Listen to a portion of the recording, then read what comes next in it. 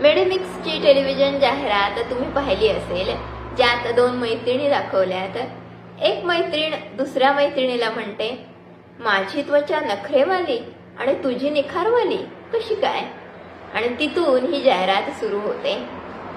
आपल्या दररोजच्या आयुष्यामध्ये आपल्या सगळ्या मुलींचा हा एक प्रॉब्लेम असतो.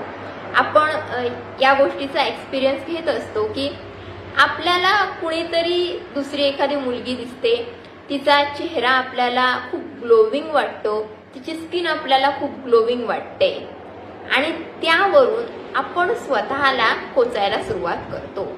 माझी स्किन किती रखरखीत झाली आहे, माझ्या चेहऱ्यावरती किती डार्क सर्कल झालेत, किती पिंपल झालेत, माझा चेहरा खूप खराब झाला आहे. ही जी इमोशन आहे ना, ती त्यांनी एक्झॅक्टली या जाहिरातीमध्ये कॅच केलेली आहे.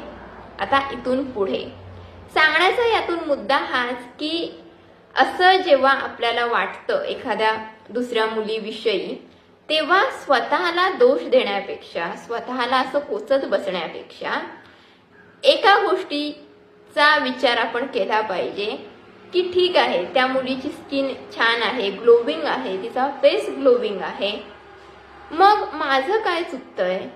मला माझ्या लाईफस्टाईलमध्ये काही चांगल्या हॅबिट्स ॲड करण्याची गरज आहे का? मला माझ्या मेंटल हेल्थवरती काम करण्याची गरज आहे का? की स्ट्रेसमुळे माझा चेहरा खराब होतोय, माझी स्किन त्याच्यावरती त्याचा इम्पॅक्ट होतोय, मला स्किन केअर रुटीन नीट फॉलो करण्याची गरज आहे का? आणि मला अशी प्रॉडक्ट्स चूज करण्याची गरज आहे जी माझ्या स्किनसाठी सुटेबल असतील, नाही की ती कोणीतरी मला रिकमेंड केली आहेत म्हणून मी ती वापरत सुटली आहे.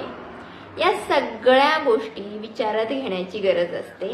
या सगळ्या गोष्टींची खात्री एकदा करून घ्या, मग तुम्हाला असं वाटणार नाही माझी स्किन नखरेवाली आणि तुझी निखारवाली कशी काय ग?